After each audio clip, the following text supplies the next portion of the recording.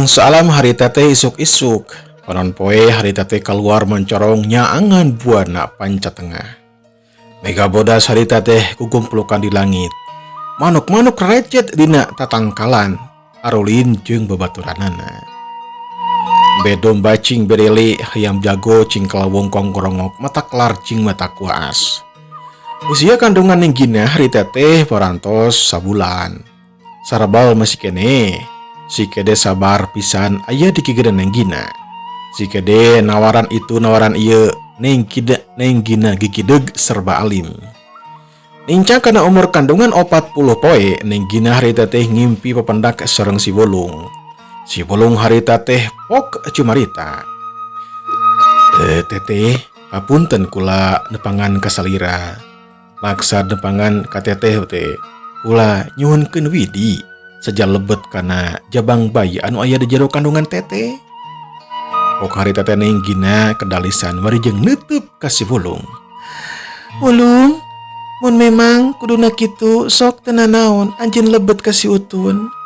Ngan omat mun geus aya di jero beuteung kudu nurut ka kulanya.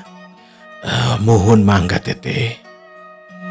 Si Bolung harita teh nyedakepkeun dua leungeunna di hareupeun dadana. Pada saat si Bolung jadi cahaya belesat asup ka jero beuteungna neng gina asup ka si Utun. Karasa ku neng gina badana jadi hararampang anu biasana leuleus jeung sarebal ayeuna mah biasa deui. Poroman wajahna neng gina ayeuna mah cahayaan jeung percaya diri naker.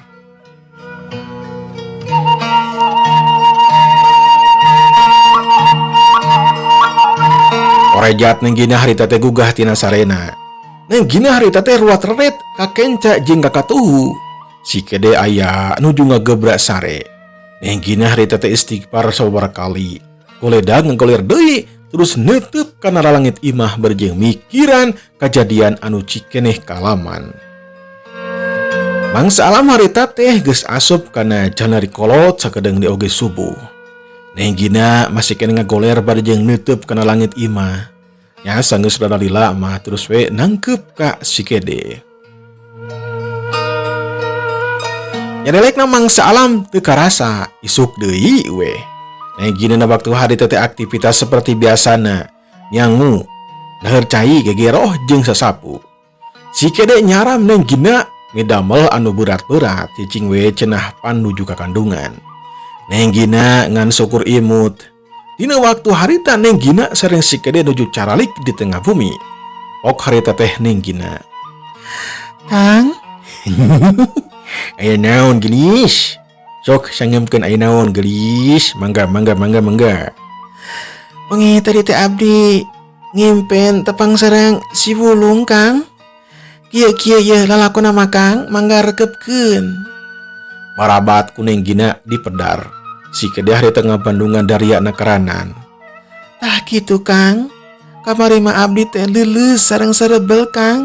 Ayeuna mah biasa deui Kang. Ya berenang si Bulung bener-bener asup ke si Utun. Umadak neng jadi jag-jag deui. Akang percanten kena eta impenan Kang. Ya percantun atuh neng. Sameme si Bulung tilar dunia si Bulung teh amanat kepanan. Mun teh mah urang di pabarinan anak atana piturunan kedah dinamian si Bulung. Ari akang mah teu naon urang namian we si Caka Bulung. Kumaha satuju? Neng gina harita teh imut. Satuju pami kitu mah Kang. Si kede sareng neng gina sepakat namina eta murang kalih teh badi dinamian si Caka Bulung. Unggal poe na teh karasa beuteung neng gina teh ngaageungan. Ku neng gina sok diusapan barejeng di papatahan sangkan jadi jalma anu soleh.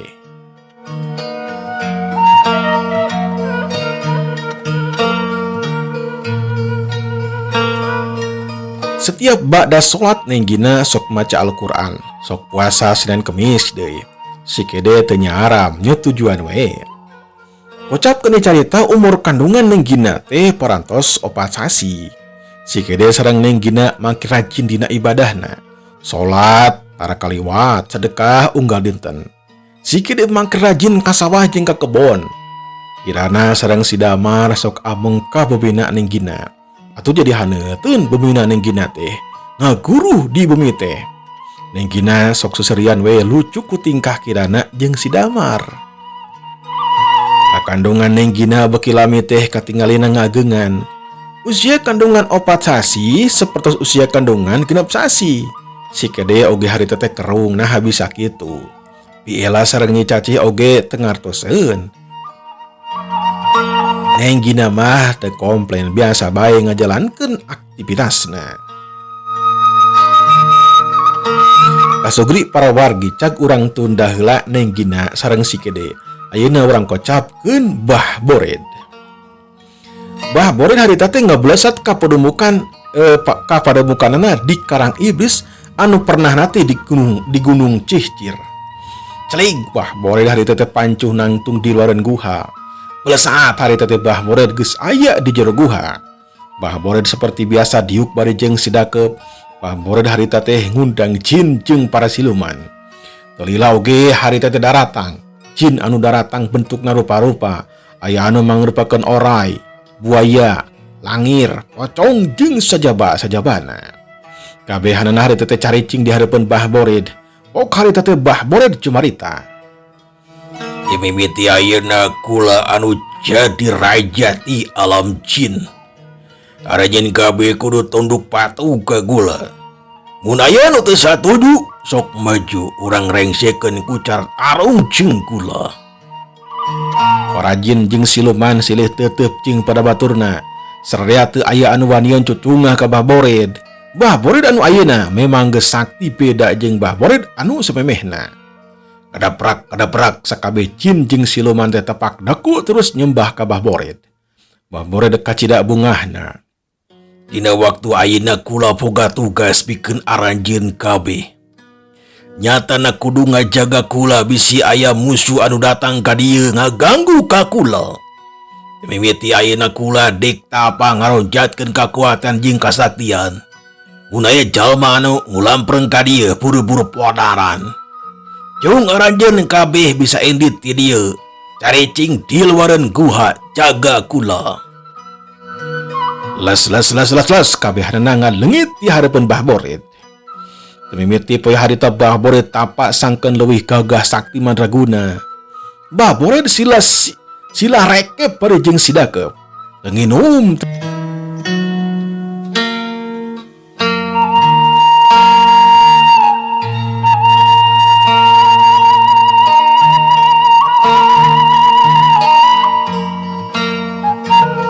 Urang gancangkeun icarita. Bah Bored geus 6 bulan we. Bah Bored tetap cicing we teu gerak. Sok sanajan cicing, Bah Bored bisa ngarasakeun di sabeudeureun eta guha. Para jin jeung siluman satia ka Bah Bored ngajaga di sabeudeureun eta tempat. Pengboro manusa hewan oge embungeun ngulampreng ka dinya mah. Keur kitu parasat di hareupeun Bah Bored aya cahaya jangelek aya pedang. Eta pedang teh buburicakan. Aya warna beureum, hejo, paul, bungur jeung bodas. Bah Bored teu buru-buru nyokot eta pedang diantepkeun we. Bah Bored tetap cicing bari jeung sidakep. Keur kitu kadenge aya soratan katinggal cirimna. Bored, dina hiji mangsa bakal aya jajaka anu gagah sakti mandraguna. Ayeun kudu buru-buru ngabinasa eta budak. Samemeh eta budak jadi jawara anu hebat. Eta jajaga bakal kalangan pabaksudan anjeun gawaisa dunia kajawaraan. Wanjeun bisa diimpleng di mana cicing enak eta budak. Sok ayeuna keneh impleng Bored. Tong nyanyiakeun waktu. Les eta sora teh teu kadenge deui. Bah Bored langsung ngimpleng kakuatan hiji budak anu bakal ngahalangan pamaksudan dirina. Tetela dina waktu harita macan kaimpleng tempatna.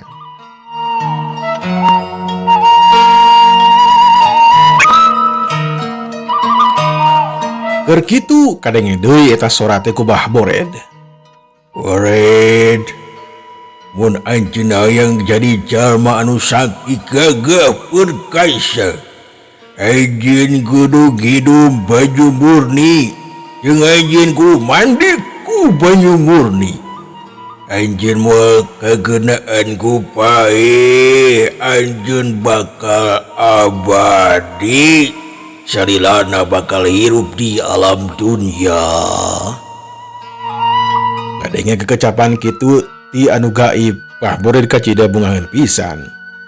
Bah Bored ngimpleng di mana tempat banyu murni teh tetela tempatna teh di Gunung Gede. Bah Bored harita teh neruskeun di tapana. Unggal poe na teh kitu we tapa. Eueuh kabosen sangkan kakuatan derina ngaroncap. 4 bulan we ti harita Bah Bored mukakeun 2 paruna terus harita teh nangtung. Gap kena pedang anu nancreba dina taneuh. Heyuk kuku. Bah Bored harita ngupak ngapik eta pedang ngagunakeun jurus-jurusna. Celeng ka ditu, celeng ka dieu. Badan Bah Bored harita teh hararampang luncat teh menikeun ngejaul ka luhur. Kacepatan gerakan jeung daya gedorna oge ningkat. Sanggeus kitu mah Bah Bored harita teh manggil ka baladna ti bangsa jin jeung siluman. Ok harita teh Bah Bored. Kula boga tugas pikeun aranjeun kabeh. Jung edit ka pileburan, sing sieunan sakabeh manusia. Hirupna cenah teu tenang jeung henteu tangtram. Jung kaditu indit ayeuna kene. Las para jin jeung siluman ngiles ngajalankeun parentah Bah Bored. Saterusna mah Bah Bored harita teh meremkeun di panonna ngimpleng hiji kakuatan ti budak anu bakal ngahalangan pamaksudan Bah Bored. Bah Bored bisa karasa yen eta budak teh geus aya tempatna apal. Bah Bored harita teh nyarenges seuri. Sanggeus kitu mah pelesat Bah Bored indit ka Gunung Gede pikeun nambah kasaktianana.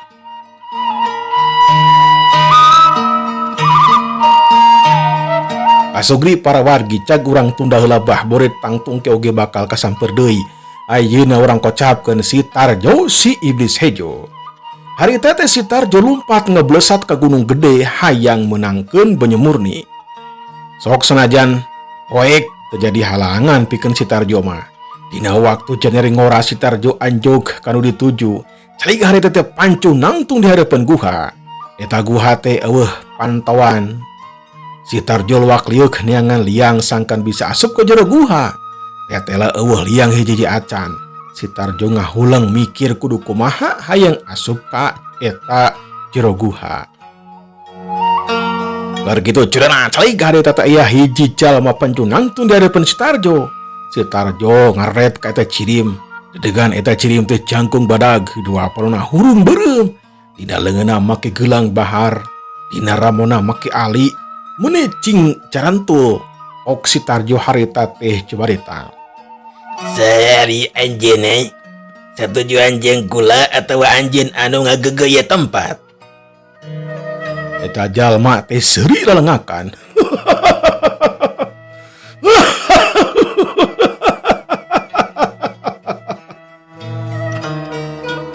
Ngaran kula Berno si mata malaikat. Kula ngaja datang ka dieu pikeun menangkeun cai murni sankan kula abadi. Hantu anjeun oge hayang eta cainya. Sameme anjeun menangkeun eta cai, lawan heula dewek. Lantaran eta cai teh milik dewek.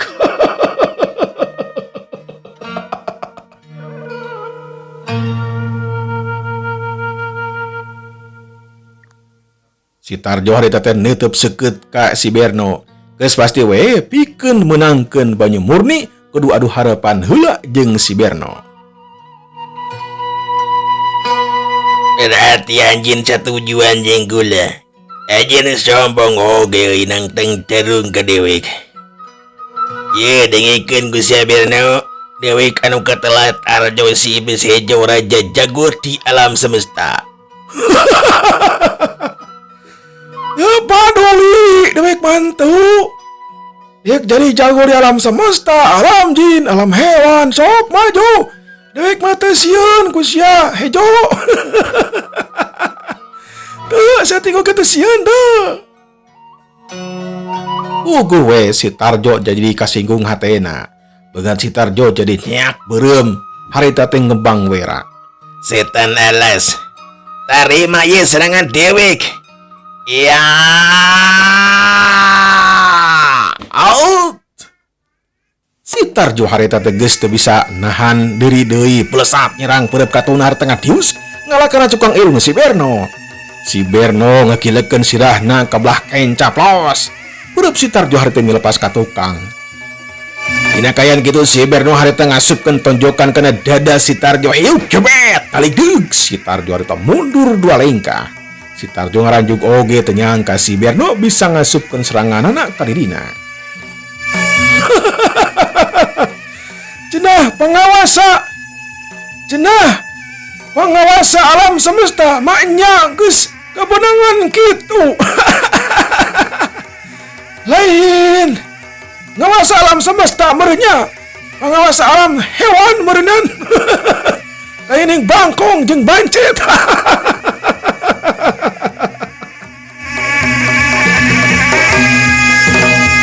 Ngomong naon sia aing can ngagunakeun jurus-jurus anu hebat. Jadi satong somong goblok.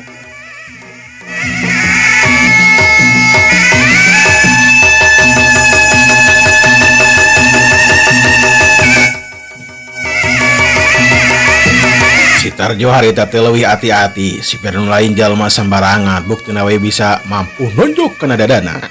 Ragatak si Tarjo harita ngawatek elmuna. Celik harita si Tarjo ngagunakeun jurus bayangan dirina.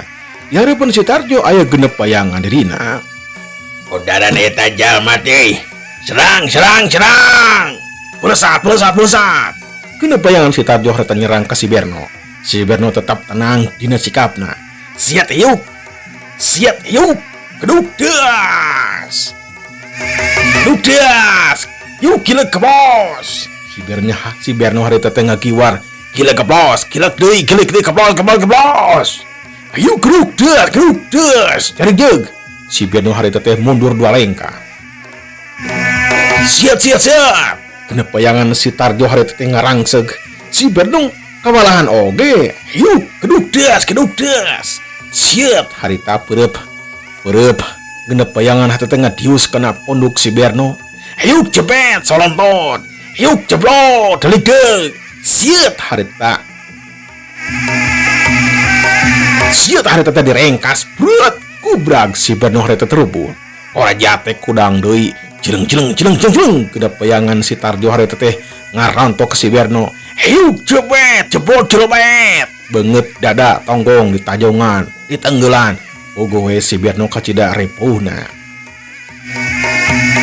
Si Tarjo asli kacida bungan pisan lantaran musuhna aya dina karepuh anu pohara. Yuk cepet jebot cedak gebrok. Si Berno harita teh ngagoler teu hudang deui. Sangeus si Berno eleh si Tarjo asli nitah sangkaniangan lawang guha. Jrung corelat. Hidup bayangan si Tarjo cing belesat neangan lawang guha. Setelah teu manggihan lawang guha. Si Tarjo mikir kudu kumaha sangkan bisa asup ke jero guha. Ceuk pirasat dina yen banyu murni teh aya di jero guha. Ragatak si Tarjo ngerahkeun kekuatan ilmuna pikeun mukakeun lawang guha. Gebrig si Tarjo harita teh ngageblikeun suku katuhuna. Rieg dia tempat jadi ngarieg jiga aya lini bae. Geledar tempat eta jadi ender.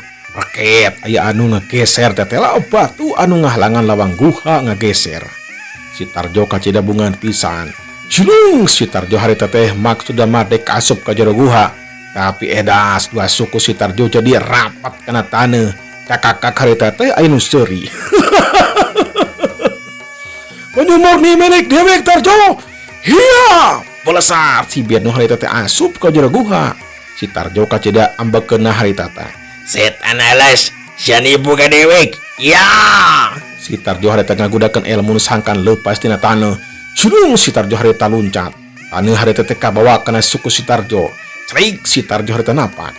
Genep bayangan si Tarjo harita teh ngabersihan 2 suku si Tarjo.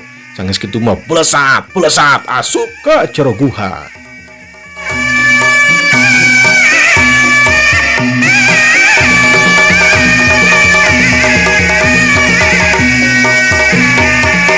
Di jero guha poek mongkleng buta Radin teu kaciri curug-curug acan.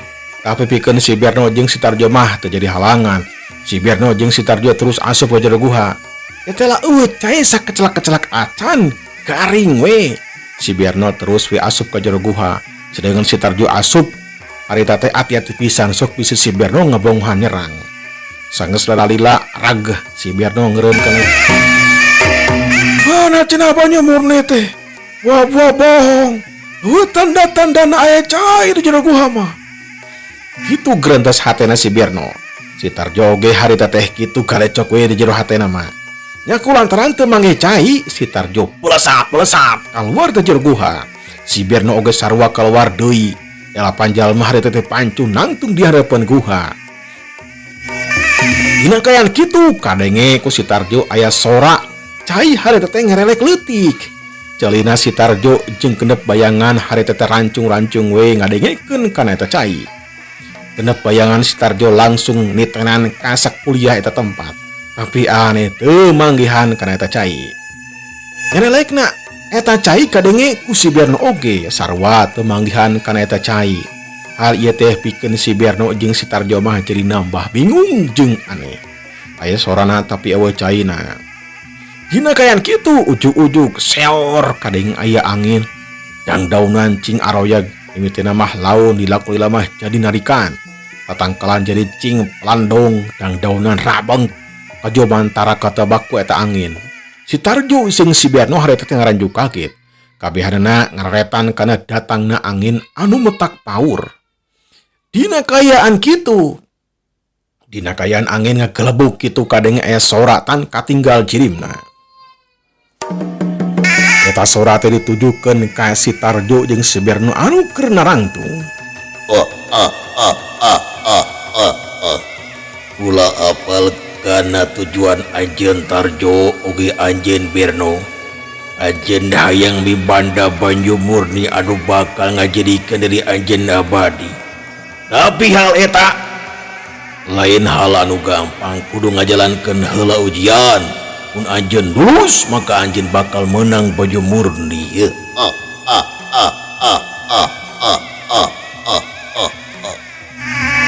Ok harita teh si Tarjo. Naon ujian nana itu? Sok sebutkeun, angtu kula bakal ngajalankeun kana eta ujian. Jeung kula yakin kula bakal lulus tina eta ujian. Anjeun percaya diri naker Tarjo. Alus memang kudu percaya diri sangkeun hasil anu dimaksud. Ujian nama gampang, elehkeun patung anu aya di harapan Anjeun. Ngaran eta patung teh si patung emas. Merasa celing harita aya hiji tangtungan patung di harapan si Tarjo jeung si Berno. Tangtunganna jangkung badag, make pakaian alus ciga bangsa kerajaan, paparelakan ciga emas. Pakulitan koneng seperti emas, gerakanana harita teh hareures obong patungan hanjakal. Wakrosna paratos seep kaum dangu. Insyaallah diten enjing urang teraskeun dina bagian anu kagedepna. Semangga berjengatun kasolena. Wassalamualaikum warahmatullahi wabarakatuh.